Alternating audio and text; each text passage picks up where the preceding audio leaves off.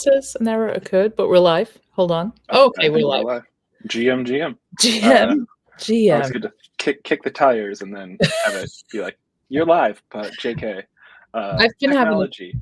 I've been having a ton of tech issues this morning. So I did, of course, ask if Mercury's in retrograde because I am that chick. I do think isn't that going away? I think so. Yes, I believe it is. So I was trying to stay up on my astrology fun. You don't seem like an astrology kind of guy. I think you got to have one foot in like the spiritual on one side and the technical. That's the best balance that you can have. There you go. I love it.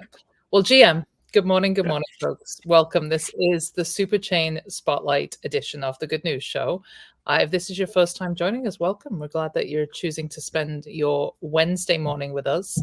If you're a part of our returning Good News family, welcome. And you're wondering what the heck is a Superchain and why are we spotlighting it? Allow me to throw that to the techie person in the room, Brock. So I'll explain it by Mercury. No, I'm just kidding. The Superchain. There are many blockchains that you can choose from. Ethereum is something we all love and hold dear, but sometimes it's slow and sometimes it's expensive. And so enter Optimism, which is a superchain, because it is not just one blockchain, but kind of an underpinning foundation that allows you to have many different blockchains that are all interwork together. And so it allows you to have kind of these super specialized niches that all can play together. So great things like Base, which we all, if you've been around, probably are familiar with, but then there's Optimism proper, Mode, Zora for NFTs. All these sound like made up words, but think of it as like a theme park with smaller theme parks inside of them. And because they all have the same kind of foundational from like the technology stack that they use, they can all work together really, really well. And so you kind of get the best of all of the worlds because it allows blockchains to specialize and do awesome things. But it also allows us, people like you and I, to take part in all the great things as a side effect that come out of this. So it has never been a better time for kind of transparency and blockchain. And so, if that sounds interesting to you or sounds like a lot of words, stick around because we hope to kind of demystify more and more as we peel back the layers and all the latest happenings within the superchain. And it really is a new frontier and it just has so much potential for creators and builders to become part of such a thriving new economy. So whether you are deeply entrenched in the superchain already, or if you're just curious and starting to dip your toe into superchain biz, then this is going to be a good show for you. And I think we're now 6 or 7 episodes in. I've lost count, but yeah, I think it's good when you stop counting. We are coming up on number 10, which will be like a major milestone. Yes, a couple of weeks or maybe less. I don't know. It could be today. We don't know. It could be. Who knows? But you can mint these episodes. They are available. That would be the way to just mint it every week, and then you'll have all of them. And then when you have 10 in your wallet, then you'll know it's time to celebrate. But I think that's probably the coolest thing is to be able to mint it, to say like, it's one thing. Oh yeah, I used to listen to way back when, like people tell stories and like, do you have the NFT to prove it? Because now you can, and now you can like, yeah, it's literally sat there in my wallet, and I watched the episodes over and over again because they're just so good, and I'm so excited. So we didn't plan to talk about. That's what your mom says. Yeah, I was thinking about content on chain and just thinking like kind of grappling with why does it matter? Like, why are we minting episodes? Why should anybody care about having us two talking heads sitting in their wallet?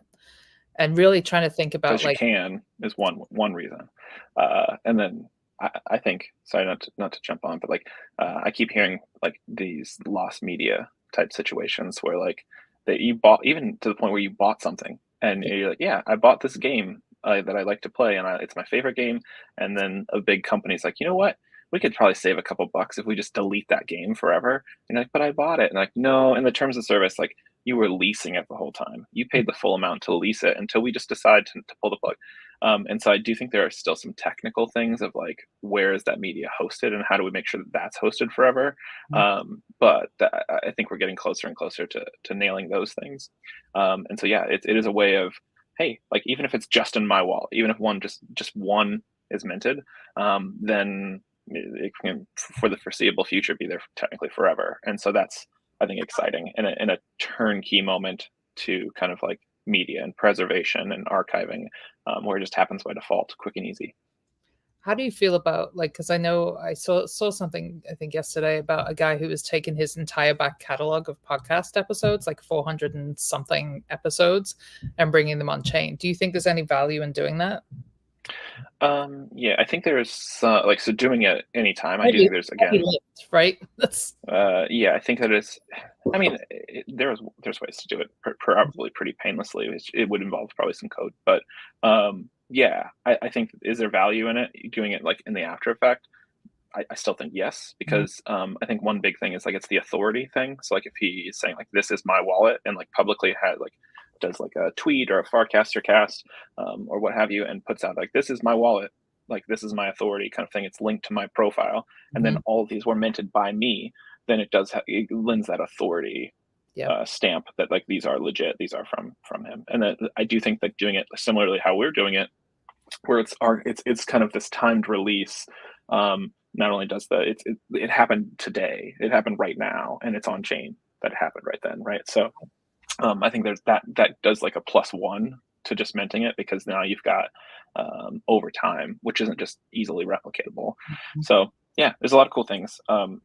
Some folks, like in general population, if you will, that are like kind of not in it, might care less right now. But I do think over time, if you look at like baseball cards or anything that people have ever collected, like having that provenance of, you know, they said there was only 500 and there was only 500 and I can verify, like it helps tell the story, helps make it meaningful, and then also like has that like for sure this is all there ever was.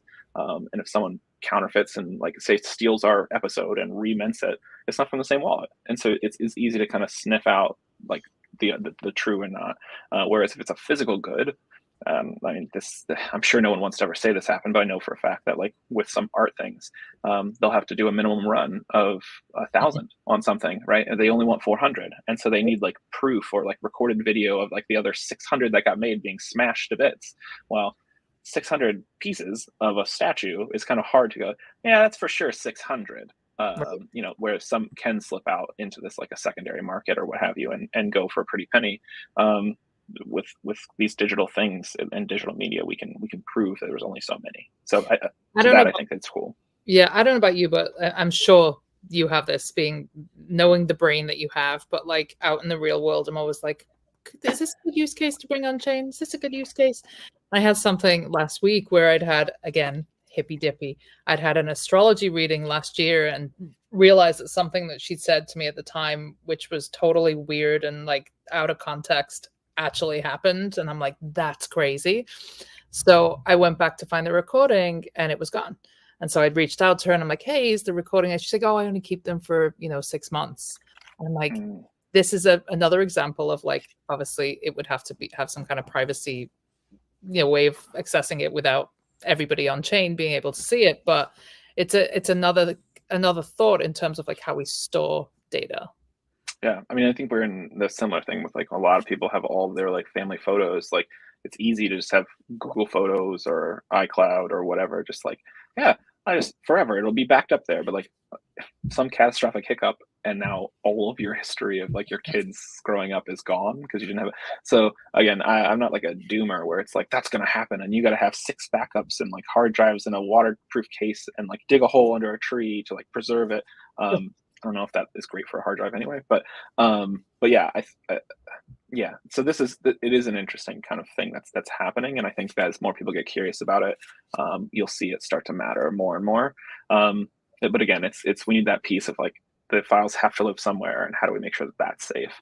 And you saw that with like Bitcoin, where these ordinals, where they're taking stuff and actually putting the data on chain, but that has like limits and other things. So I think that we're close, and there are file solutions like Filecoin and other things that are coming about that are that. And so maybe that's the way. Maybe we're just right on the precipice of something else coming out. But it is interesting. I know we've kind of gone for a while on like please mint this show because it's fun and we think it's exciting. But I do think that the mechanism of doing that, yeah, becoming the norm, I think will lend to things pushing further, right? So. Yeah. And then there's also the ability as content creators to be able to reward your audience for that kind of engagement and True. support. Yeah. interesting. So Like you there's were here early, you have the NFT. Anybody that was here the first 10 episodes, like let's give them a t-shirt or let's do this. I'm Mhm. not promising anyone a t-shirt, but I think that those kinds of things are, and then even if we don't do it right now, we could do it at the first year, like, hey, if you were here within the first 6 months, XYZ here, and that those Right. NFTs are the way to prove it, right? So I do think it's cool. And I know we're not here to deep dive on Forecaster, but we are kind of more broad in terms of Superchain biz. But there was some talk yesterday about updates to channels. Maybe we want to touch on that. Token dating Yeah, channels for a variety of different metrics, which could get really interesting for creators, for business owners, for yeah, advertisers. Any thoughts on yeah. that? Probably too many thoughts, but I'll try and keep it to something that's digestible. Yeah, so if you're not in the know, channels that started off as kind of a Warpcast experience. So there's Farcaster, which is the protocol. Warpcast is one of the clients, one of many clients Mm. that run with that. Warpcast kind of led the charge with these channel ideas. So it kind of turned Farcaster into like not just a Twitter kind of alternative, but like Twitter and Reddit. So the channels kind of felt more like subreddits. If you're not familiar with Reddit, it's like basically a way of making content silos where certain content goes in, like every content has a place, so it's easier to be discovered and those kinds of things.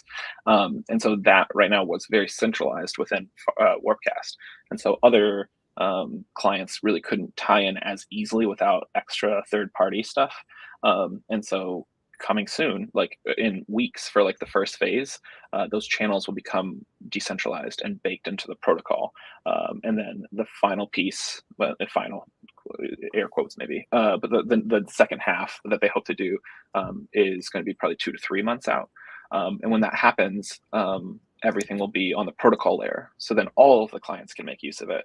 And another thing, and this I don't think it's been used too much, is that Farcaster has this like social graph and things that are open. So where you can make a new client, like like a Warpcast, like a Supercast type deal, or you might be able to just use channels by themselves within Farcaster and have that be like where you can make the experience whatever you want because there's a decentralized channel.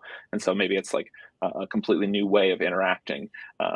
That could be sky's the limit. I don't want to get into like I think crazy on the fly stuff, but we should we should go back and talk about the social graph, because I think that's yeah, the piece that normies who are not like kind of entrenched in decentralized social media and or sufficiently decentralized, because it's not completely decentralized, aren't really aware of the power of that social graph, yeah, and how valuable it is that we're going to be able to take our data with us to all of these different applications that are built on the protocol. Like, let's talk about some real world examples of how that could be really powerful. sure, yeah. So I think the most obvious thing of having like because the protocol is there, is that there are different clients, and so if I sign up for Warpcast, because like if you go to Farcaster's like website, Warpcast is like the only thing that they're really pushing. I think that'll hopefully change soon. But so you download Warpcast, and you're like, this is awesome, I love this. And then someone's like, oh, have you seen Supercast, Supercast, Supercast? And you're like, oh, I would love to sign up for that. Mhm. In previous ways of doing social media, like signing up for say something like Twitter or something like Facebook, when you sign up for one and you kind of spend time in there and you gather a following and friends and all these other things, and then you switch to another, you're starting over from scratch because the protocol is separate. When you log into one and get followers and you log into another, your followers are already there. You don't have to start over anymore. And so you're able to jump into like Dracula and all these other things and experience the content in a different remixed way. And I think we're still like that is very, very like very shallow in what we're able to do. I think Dracula is probably the biggest difference from like a Warpcast experience. Like, I think those two are a good comparison. Of Warpcast is very social feed, channels, things like that. Dracula is like all videos, and it's just a feed that you can scroll and see, similar to like a TikTok, but Mhm. it's based off Farcaster. And so I think having those two drastically different experiences only going to get more and more crazy. And so that social graph, that's like a scratching of the surface. Is like everything that you're doing is just kind of out there, and these clients are just kind of like the portals or the interaction points to getting to that content. I'm free to just give this out because I hope someone makes it. It is in my brain like rent free, but I know the cost will be like it will be my hyper focus for like ever. Is I think there needs to be like a music flavor or music client where you could, instead of having like an algorithm that's like you pay to play or anything like a Spotify kind of deal, you could use the social graph and look at what people are casting about music wise and the interactions that those come from. So like if 10 people are casting the song, that's points in in a potential algorithm. And then if 20 people like those casts, now it's really boosted, and you can start to like really look at just real time what people are actually listening to and actually hear about, and then have that be like your music discovery service, and have a player as a layer baked in. And every time maybe every time you play, it's like actually like when you post a song like once, the author posts that cast and everything pulls off that one. So when you every time you play it, it's like having like a different like tally. Like I'm getting into the weeds, but it empowers so many different things that you could use to create new algorithms and new other things to really get the content that you want at your fingertips. I And so I'm really, excited for that. I really want to see musicians get the It is a knee jerk thing that makes all the sense in the world to like just like I want my music, like I want my social and I want my music. And so having almost like where you tap and then a sidebar pulls out and you can switch to different music, you can wire it up to your cloud stuff. Give actual utility to music NFTs where like you can just play them like you could play a track on like an iTunes or anything like that. Like that would be huge, and people I think would use it like a lot. And then I could see it monetizing itself to like support itself very very easily. And yeah, it would be a huge utility for a lot of folks, and I could see people switching to that for like their daily driver, especially if it has all the things that you're used to with like Supercast or Warpcast, but like more music targeted, or maybe it's not, or maybe you could turn on and off like those kind of modes. This is the cool thing that it empowers. And sorry, I'm kind of like spitballing a startup here, but hopefully that drives home like the social graph basically is all that data that used to be siloed inside closed doors on Twitter or siloed behind other social networks, now is kind of open, and anyone can build upon it, anyone can use it, remix it, or even change how we use it. And it empowers tons of stuff. It's going to take like devs and builders and designers and all these other folks. But the cool thing, and I was having a conversation about this, is someone coming in, they're like, this seems like it's like a dev world on Farcaster, and so I was asking like what would need to change. And I think that there's a lot of channels and stuff that go unnoticed, and it's just hard to have that self-starting. But I do think like the quote unquote normies or like non-devs have a lift in this system too, of like elevating ideas and frictions, and like I wish this, like that I wish statements to kick, like it's that tangent thing. The devs are going to just go be devs. Designers I think are in the wings ready to build something cool. But we need those ideas and those experiences and those perspectives, to start to continue to build like this world that we want to be a part of. So in this super chain all the way down. So yes. I said a lot of words. I'm sorry. It's okay. So yeah, for me, I just I've been really encouraged by what I've seen in terms of additional revenue streams for creators, because having spent over a decade working with artists and trying to help them see other pathways to revenue in addition to just selling kind of direct B2C, it's encouraging to see that there are these new models and incentives for artists to actually expand their revenue potential. So I'm excited to see that. And musicians are kind of at the bottom of the barrel when it comes to creators being compensated, especially with streaming platforms. And so I would love to see some kind of technology that allows them to actually get up close with their super fans, and be able to kind of cut out all the middlemen that are taking a piece of them, their creativity. That is 1,000% like why I think that this needs. And so if you are a musician, making it easy to create songs without any technical lift right from the app, have really fun frames to like promote a tour or promote a one-off concert or a live stream. Like all these things can be built to where musicians don't need the full team that they used to be like kind of conned into needing before. And if they're savvy enough, or they hire someone that can come alongside them to help manage it while they just make the music, but the tools are all there and they're frictionless, and they also empower listeners to be able to interact more one-on-one. Like this is the cool thing where we can do that and like kind of disrupt some of these industries that are they're in a position where they don't really have to innovate and the money just funnels in one way.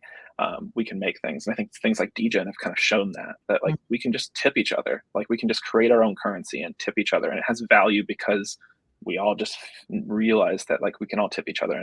And even if it's just a small slice of like your like value that you put into like a tipping currency, being able to tip and get tips back and be in this kind of like, hey, I appreciate you, you appreciate me. That this is really cool here. I think that is kind of like the way. I think that we're proving through this experiment that's becoming just a part of everyday lives, of how things could be different. All right, Superchain headlines. Let's see. I had Jesse from Base on my Mind Your Biz podcast that just launched yesterday. Filmed that out in FarCon out in LA. Really cool to chat with Jesse. I can share the episode in the link below. But he obviously talked about On-Chain Summer coming up. We did touch on it last week, but that is happening. So, folks, if you want more information about On-Chain Summer, you can go visit Base on X or Base on Farcon or Farcaster. But essentially, they're going to be funding builders, devs, creators to build awesome things on Base. That's awesome. Very exciting. When does that start? Like, when is it officially summer? I mean, I would say July. You keep saying it, but I don't know if it's summer now. Yeah. It depends where you live, right? I guess so. I'm initiated. Like it was like 60s yesterday, so I don't know if it's summer here yet. But no, I'm super excited for that. And I think hearing your interview with him and all things that like we see now that actually like kicked off from like the previous on-chain summer, it's wild. And so I'm excited to see like where we end up after this on-chain summer and into on-chain winter. No, I'm just kidding. But yeah, that's off-chain winter, on-chain summer, I think is where we're rolling.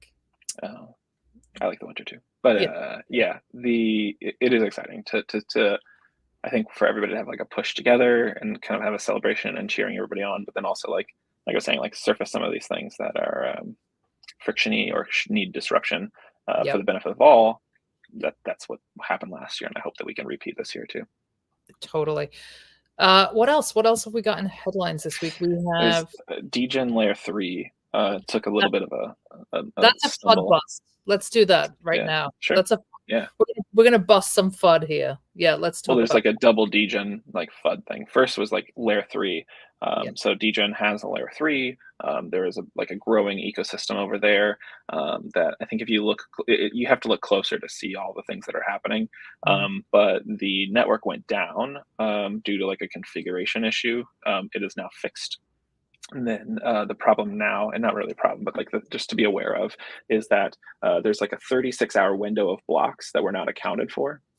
And so you might, if you were dealing with the Layer 3, if you were just dealing with DGen, like tipping or transferring like the token on base, don't worry about any of this. But if you were jumping into like the Layer 3 stuff, anything like there were some transactions where you got a success message and you're like, sweet, I'm waiting for my thing to process. I'm waiting for an NFT to come to me. Because if it happened during that like hiccup, then you have to wait until those blocks populate. And if for some reason it failed because it like timed out or whatever, you get your DGen back. And so like everything's going to be put back into place. It just needs time to kind of catch up and then verify. And so the best thing if you were dealing with Layer 3 is to just kind of watch your accounts, watch the Explorer, because some things that succeeded during this might have actually failed. So just make sure that you're going by the latest and greatest as that continues to update. And then if you did get your funds back, you can then go and retry and everything should be good. So everything going forward should be fine, but they're kind of like backfilling in a bunch of transactions and stuff like that. So, and then from everything they said publicly, it should be even more resilient and stable going forward. So it's good that it happened now before like we're 6 months into this and like it's a purring along ecosystem with tons of apps and stuff like that. And that like a greater kind of surface area for disruption. But still like, hooray, that it'll all be good and that no one really lost anything. I think the biggest thing they pointed out was that there was I think there was 9 NFT contracts that minted that they will get reminted because those will process, but the address, like the contract address that they were deployed on will change. So like that's probably the biggest bummer. But also just that's the way it goes. So and also yesterday, DGen founder responds to community concerns after just essentially selling some of the tokens. So in response to growing concerns from the DGen community, is it JASEC or JSEC? I'm not going to say it because I always feel like with usernames, I will mispronounce them. Yeah. I'm like, hey, Mr. Cat. And they're like, it's Mr. Kitty as my username. Like, oh, I'm just silly. But yeah, it would be good to get that clarification so I can say it correctly. But I apologize DGen Daddy if I'm pronouncing it incorrect. But yes, DGen Daddy has taken decisive steps to address transparency and commitment issues. In a recent thread, he outlined several key changes to his token management strategy, to reassure stakeholders and align with the project's long-term vision. And essentially, he acknowledged that the community's concerns about his recent on-chain sale of his tokens. And to mitigate these worries, he did purchase all the tokens that he had recently sold and emphasized the importance of transparency, revealing that 5% of the total token supply is currently vesting over a 2-year vesting schedule with no cliff. And he did extend that, I believe, to a 5-year vesting schedule. So, in his concluding remarks, he expressed his willingness to make further adjustments if the community still has concerns about his alignment with their collective goals. What's your take on this? I think the biggest thing for DGen is the communication path. I think needs to continue to improve. I think this, like, his follow-up was great, but like getting ahead of it would have been better, because he could have said, "Hey, like, I created this thing, and like you all have gotten your value. I would like to take a smaller value so I can sustain myself." Yeah. I don't think anyone would have said like, "No, that's terrible." Right. But I think because he did that and it is public and like didn't say it ahead of time, I think that was like a little bit of a smack on the wrist. And I think with the allocation like for tipping kind of like being reduced and not having like the full rhyme or reason, or like we're doing it because we want to extend, is great, but we're doing it because we also think that like by restricting it a little bit more, the value should then climb to kind of adjust, like without any kind of that follow-up piece. I think it's put a lot of people on edge. And then so seeing this, I think it rippled further. And so hopefully just like this is a lesson learned. It is very cool that he extended out like his vesting thing, which I think shows confidence. Like, hey, like I'm here for like, I'm gonna be here for 5 years before I can get my stuff. Like even if I wanted to run or whatever you think, I'm 5 years out now. It's cool. And then so I just think it's the time to kind of double down or triple down on like the hyper communication on like what's what, why there's like value, what's the direction, and I think that'll probably like work things out. But the community's like DGen to $1. Yeah, DGen to hopefully, but I think that's the biggest thing, right? Is like communication, being in front of it, and I think that if for some reason that's not a strength, I think there's more than enough people in the community that could align and help with that to make it even better for everybody. So Agreed. I'm guilty of like the lone wolfism, but sometimes you gotta get hands. One more topic before we welcome our special guest. Yes, our super guest is Farhouse. We saw Farhouse drop the NFT this week and actually open up and come out of beta.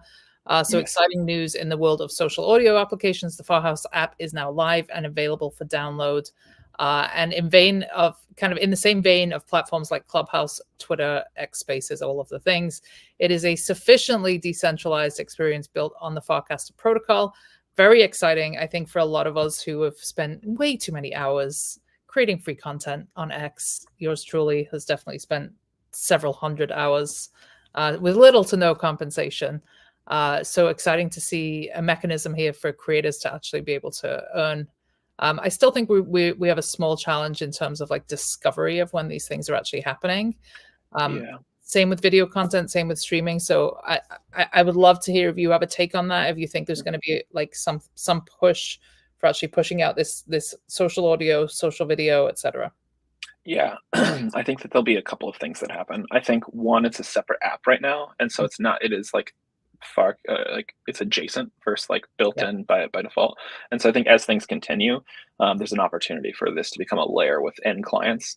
And so I think we need to like stabilize, get everything working. Like I'm super excited for the potential, but like when I jumped in, I couldn't get my Bluetooth headset to work. Like so audio kept coming through my phone. And so again, I as a dev, stuff happens, and so I'm sure that they're already on it. But yeah, I'm excited for it to exist. I did get vibes a little bit of like Clubhouse, seeing like all the emojis and stuff. Like so, there's definitely like some benefits to like where they're going, and I'm excited for it. I think the first like low hanging fruit will be like frames to like advertise things that then directly link into the apps. But I hope that it continues to where there's like they offer as like a service for clients to wire in. So then it's more native, so that people can just jump in and get notifications more easily, so it doesn't feel so disconnected. But so they can still like, again, their niche, their service, but then like opening it up similar to like Farcaster, opening up channels to then everybody else can kind of consume and enjoy how they want. So yeah, that's where we're at.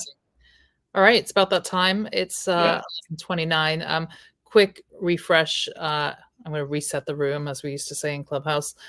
This is the Superchain Spotlight edition of the Good News Show. I'm your host, Rachel Wilkins. This is my co-host, the wonderful Mr. Breadcat, aka Brock McBlockchain. And we are here to essentially keep you up to date on everything that's happening in the Superchain ecosystem. If this is your first time tuning into any Good News Show, a big welcome. We've been around since 2022. In 23, we started a partnership with Timepieces, which is Time's groundbreaking Web3 initiative. And over the years, we've rolled out over 350 episodes and opened our doors to over 100 guests and dived deep into the minds of some of the most brilliant innovators out there. And all this has been in pursuit of one thing, and that is building a community of forward thinkers like you who share our commitment and our excitement for what emerging tech has to offer. And with this new show, we are zooming in on something specific, the Superchain, not just another blockchain, but a new frontier with massive potential for creators and builders to become a part of a thriving new economy. And in our efforts to bring you the best and latest information on what's happening, we are bringing in titans of Web3, builders, extraordinaires, and our special guest is the one and only Board Elon. What's up, friend? GM. GM. I love participating in new, beautiful on-chain economies. Been doing it for quite a while, and I feel like I've landed in the right mix of people this morning. For me, it's morning. For you, it's probably not, Rachel. But appreciate you having me here. I'm on the East Coast. It's not yet noon. It's still very AM for the GM. Don't be fooled by the accent. I'm in New York. So fair enough. That was very presumptuous of me. I apologize. That's all right. It's all good. I've switched GM to GT, like good time of day for you. GT. That's what we do in space, yeah, because there is no day and night.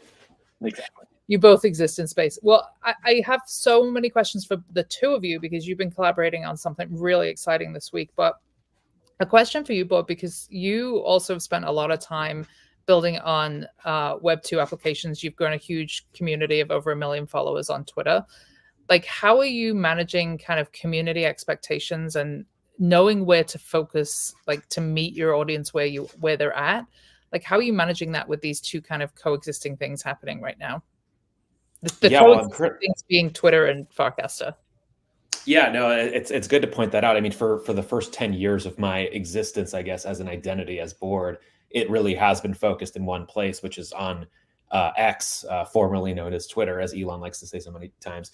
And that has been a gift and a curse. You know, when you focus attention in one place, that can be a good thing. You could put all of your dedication and time into that one channel. On the flip side, you haven't really diversified your audience. You're reaching the same kind of group over and over. And also there's the risk of, hey, what if Twitter shuts down tomorrow? Or what if Elon has a bad day and he says, you know what, that Board Elon account, I don't like him. I'm going to turn that off. Not good for me, right? So I did recently, I would say 3 months ago, start heavily trying to fork my identity over to another platform.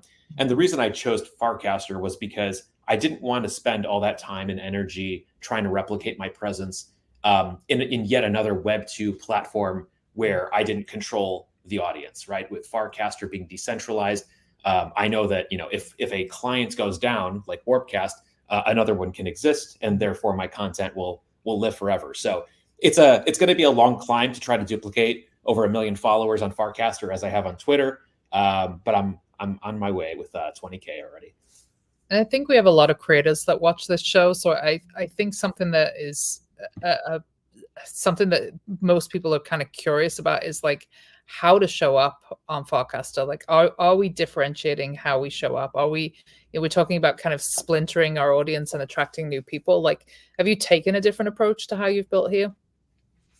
I think that I've had to be a lot more broad with my content on Twitter. Once you reach a certain size audience, you get a lot, or at least I get a lot more paranoid about not wanting to be overly focused on one thing, namely crypto, right? Like I've enjoyed crypto for the last 10 years.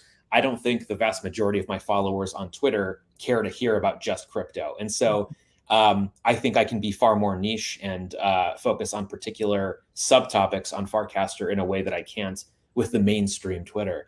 And I think a big part of that, besides just that from a cultural standpoint being the case, I think that channels within Farcaster, which some people can maybe compare to like subreddits on Reddit, makes it a lot easier for you to send information to a particular group that is much more interested in it versus blasting out content to your entire audience, which might not be particularly interested in that sub content.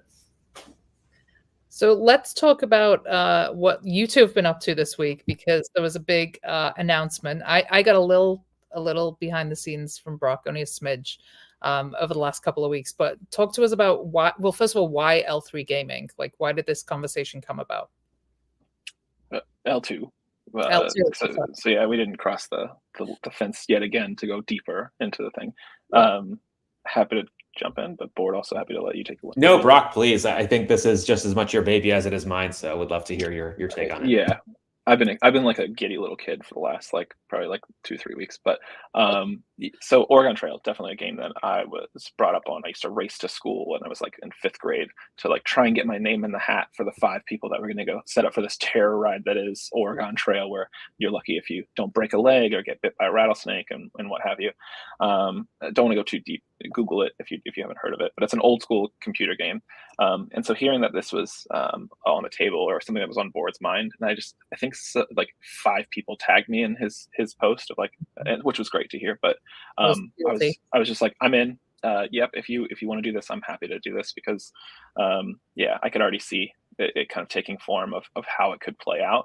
And so we basically like are remixing. It's almost like a love letter, but in the Board kind of ecosystem to Oregon Trail. And then by having it be transparent, all of the people can kind of jump in, rest, and be sure that it's transparently being all of the money that comes in. You can watch all the money pay out every day for like the daily prize pools. And I think that is in gaming, especially something where you're paying money per try. I think that's something that's refreshing, just to be able to see like just 100%, like everybody that played that day, you can check it out. Everybody that got paid out, that's all there too. So I think it just helps to lean onto the trust side to empower us to be able to make really fun things, but do it in a way that people feel safe to kind of jump in and do it. What's the response been like? On my end, I would say very, very positive. There's the technical side of this, which I think is really impressive. And then just from a player perspective, the art is fantastic. We were helped with the artist Brian Morris to create the visuals that have gone into the frames.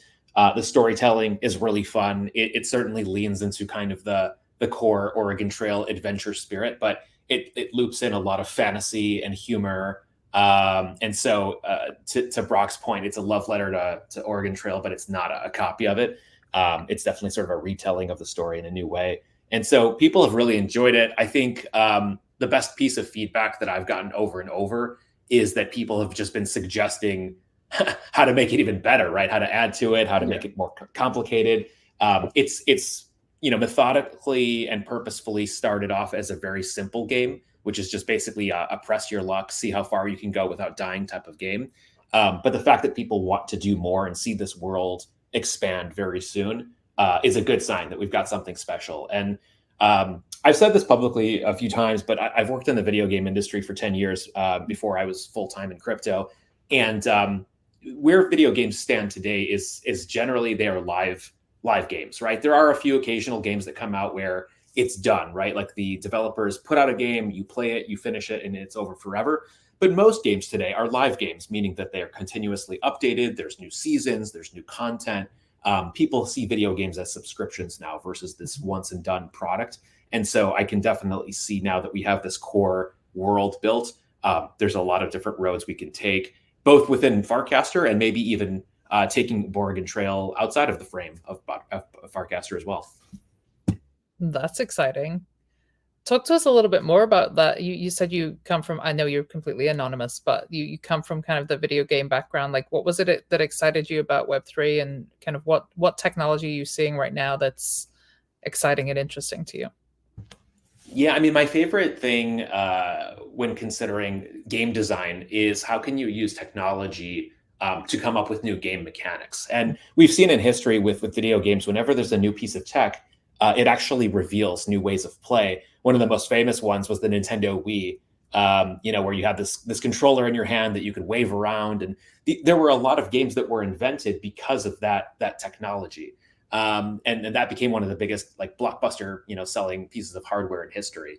And so with blockchain, I think there's a lot of interesting opportunities to also change how people play games, how they have fun, how they sort of think about virtual goods and virtual assets. And there's a lot of work to be done. We have not had really a lot of hit games, quote unquote, that enable Web3 technology or blockchain technology.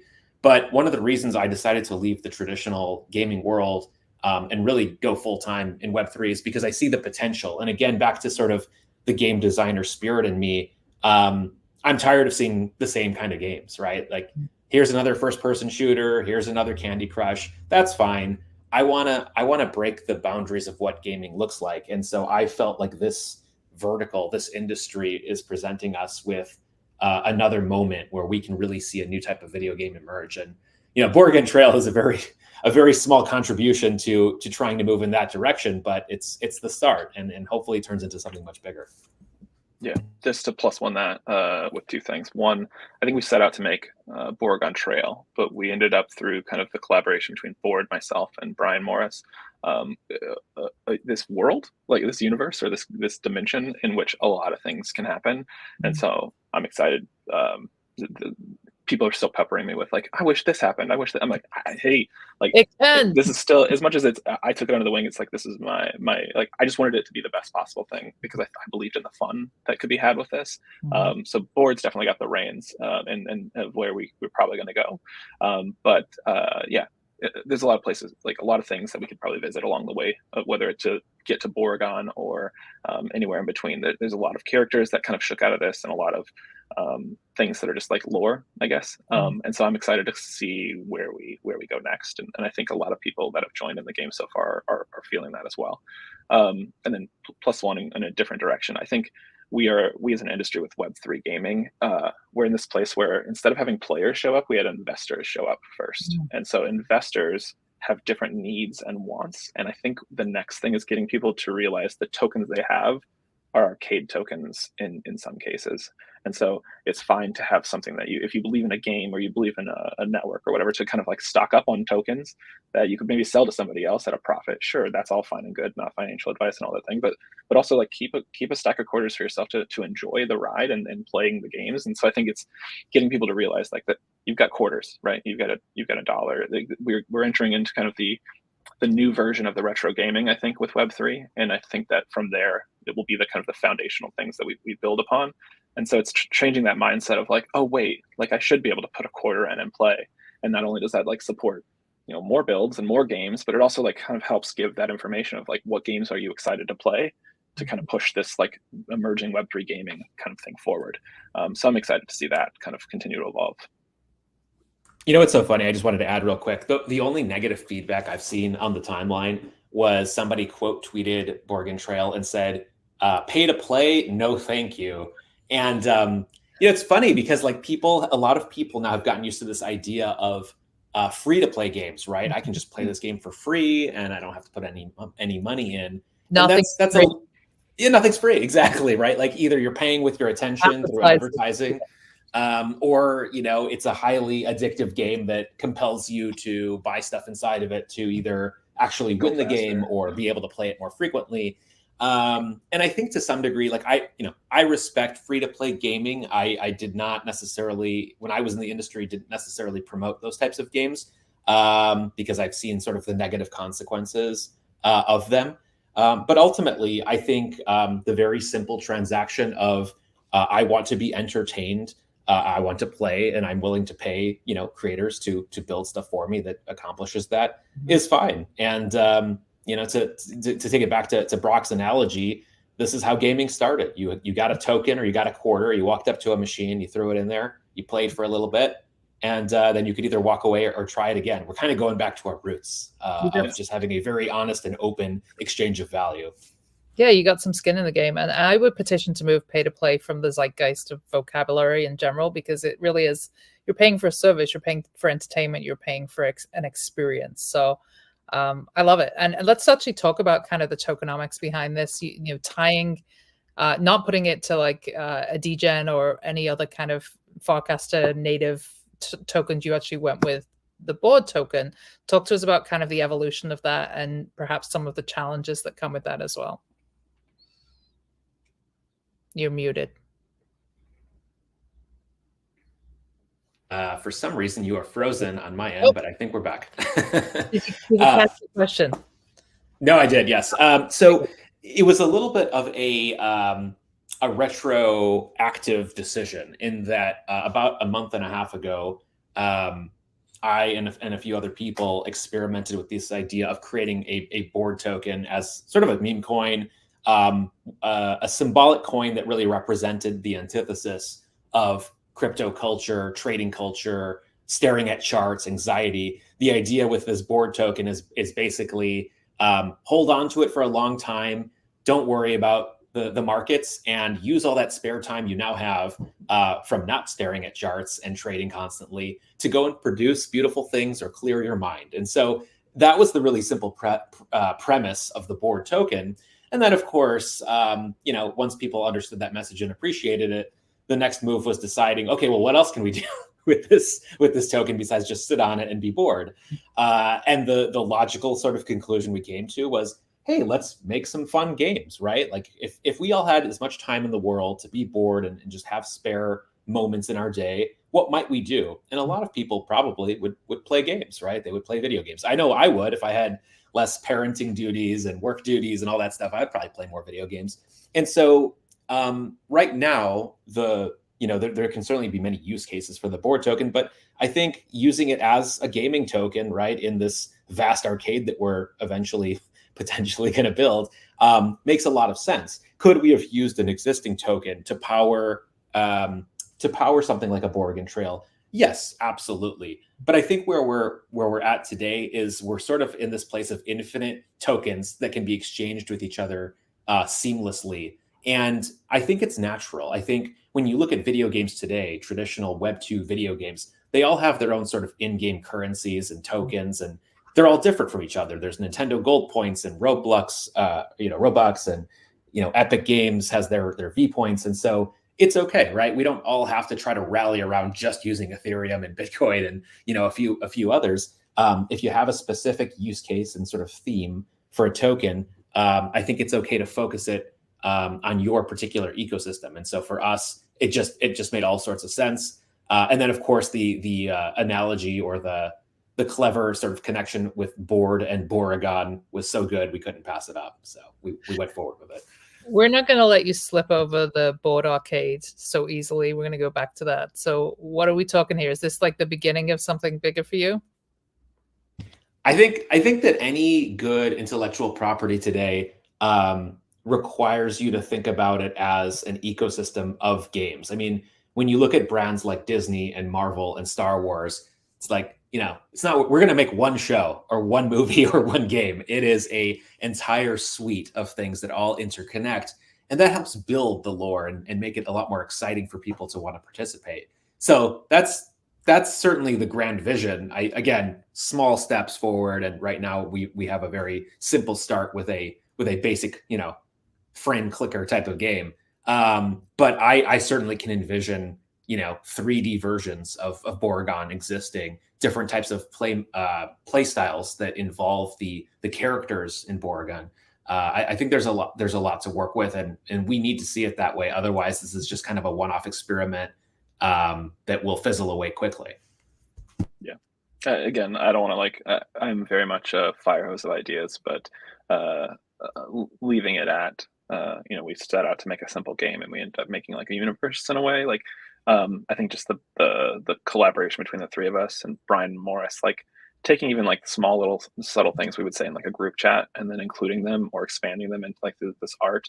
I think the art, without the art side of this, the game would be okay. If we did it like as a simple kind of like 8-bit look, but like the way that Brian took kind of like a retro feel, but created like a new universe, really kind of like it's an infinity canvas, which I have another thing that I would describe in the same way. And so I think it's, as the player base is, if they're still there and people are still excited and still like peppering us with ideas, I think there's a lot on the way to Boregon that where you stop in, you might play a card game, or you step in and you might play a different thing. Expanding the game itself, expanding into different games, it's sky's the limit. And so again, Yes, to board, I don't want to commit to anything, but I'm excited to continue if everybody else is. Brian is in the chat, so shout out to you, Brian, on Unlonely, getting some flowers here this morning, some much deserved flowers. And that's the power, right? I think that's also the power of Web3 has been you've got so many brilliant, diverse minds here, and the ability to be able to connect in these kind of small forums like Farcaster. It's enabled so much deep connection that we've been able to, amazing builders have been able to find each other. And so really excited to see that the three of you get your heads together and really deliver something in a ridiculously short timeline. That's amazing. Yeah, no, for sure. That is something that is pretty amazing. And I think at a macro level, and thinking about just game design in general, the time from having an idea to being able to ship a product is just getting insanely fast. Yeah. And that goes for even 3D games, right? Just being able to produce buildings and cars and characters and all that. Like we're going to have a big problem soon where you will have a surplus of video games to play because it is so much easier to make them. And we already have a tremendous paralysis of choice as it is, right? Like as of today, you can pretty much play any video game that has ever been created in history because it's all on demand. Now imagine what happens when, AI tools let us, 100x that amount. So the ones that are going to rise to the top are the ones that bring in the community, that have a compelling story that stands out, that are breaking the boundaries of what it means to be a game. But I do not envy traditional game makers today. They are walking into a very challenging period, which is great for consumers and really, really tough for game makers who are trying to stand out in a very noisy field. You both are parents. You both mentioned that, and I'm curious to know, as parents, as we kind of see kids just not just spending more time online, but we've seen that the financial spend of kids and parents right now is predominantly online. Right, we're seeing toy stores closed. Kids are just not looking for those kind of experiences. Like, how do you think we ensure that we're bringing games outside and that we're not just kind of having kids focus their entire attention on, and adults, not just kids, on digital programs and games? Mine's too young to be using a screen, so I think Brock, you'd be better to take this question. Yeah, I think it's balance. It's kind of like the key word, at least in my life and my household right now. And I do think that like there's times where I've taught them finance through Roblox in a way, like because that's something that they were passionate about. And so, where I was younger, I got an allowance in like fiat. Like they just like, no, just Roblox or mine coins. But those are like they are creating their own little worlds in those experiences. But I think it's important to see the physical world just as much, and interact and things, because that's for me. I think even the digital is cool when the digital stops being digital. And this is something I've explored intensively with like my projects and other things. But like if I can make you feel something real off of a digital thing, or there's a story that stays with you, and you're like, that's so cool, and like you reference it like I think that marriage of real and digital and reality outside of a home and on a screen, it's I didn't grow up with a tablet, and my kids are, so like I don't know if I have it exactly right, but I do think that having a balance and being caring individuals, whether it's for a digital friend or somebody that you met at like a hobby or a class or whatever, for me that's just what I hope for, and just let them kind of work together with me. We play together and stuff like that. So I was thinking we should share this story with Board, and we should definitely try and find this video. But for Brock's project, The Fiches, there was a VV experience. It was a VR experience, and I was actually speaking at the UN, and I took my fiche with me, and we had the fiche swimming in the UN, which was pretty cool. Yeah, I mean, for me, it was wild on probably even different levels. Like one, it's like fiche in the UN, and it was like an AR like overload, and which was also like an artist collaboration. So there's perspective of the artist that made that to also like, so yeah. But like to have something that was a concept of like I want to break people's hearts through digital, then get manifested into this digital that turns AR with now like in a world like where decisions at a huge level are being made. Is both hilarious, but also like just proof that like the sky is the limit now more than ever. Like there are tools out there to bring your dreams to reality, and whether it's the Superchain or anything else, like these tools keep getting more accessible, and I hope to keep kicking open doors and empowering people to continue to do it again and again and again, because I think we all thrive as a side effect from all of it. So yeah. Well, I want to give you both the last 5 minutes to just kind of talk about anything in terms of the game that perhaps I've not asked. Anything you want to do to amplify or call to action? Yeah, well, I certainly would love for everyone to give it a try. As of now, the entry fee to play Borgen Trail is like under $2, so it's a pretty low stakes mechanic. I would say step one is, if you're not on Farcaster, certainly create an account there. If you've been listening to your show, I'm guessing many people who are listening already have a Farcaster account. But check out Borgen Trail. It requires you to have a little bit of board token on the base chain. If anybody replies to me on Farcaster who is listening to the show, I'm happy to send you 1,000 board so that you can play a game for free and try it out. So it's actually zero money at all to try it out, and then share feedback. Cast to myself or to Brock, and just let us know, like, what was your favorite part, what was your least favorite part. That kind of feedback is extremely valuable as we look to evolve it. And have fun. Take time to read all the stories that we've written, and perhaps suggest a few more. Maybe we'll add them to the lore. Do you want to come up with like a password for like people that listen to the show that can? Superchain. If you use the word Superchain, we will acknowledge that you listened to this show. You heard it here. Awesome. I'm going to drop it in the Unlonely chat as well, just in case. Sweet. They're watching us on mute. For me, I think play the game if you have the opportunity. It's now free. Awesome for you to do that board. And then also just like I think for me it was an experience that when it all came together was super cool to see. And there is you're like seeding 1 million board tokens daily for like the next couple of days, like next week or so. And so the prize pool is very, very much inflated today of all days, because the winner of yesterday's prize pool was kind of like adjacent within the board community, and felt, even though they won fair and square just by playing a lot, they are putting like a huge significant chunk back into the prize pool today. So it's like stacked on stacked on stacked for today, which will then also flood into other days. So if you're going to play, today is probably the best day for it, because all the perfect storms have like aligned. So if you care about the money. Very exciting. All right. Well, I think that is us for today. Thank you to everybody who tuned in for the weekly edition of Superchain Spotlight. Thank you, Board, for joining us and giving us the alpha. Such a pleasure. Thanks for having me.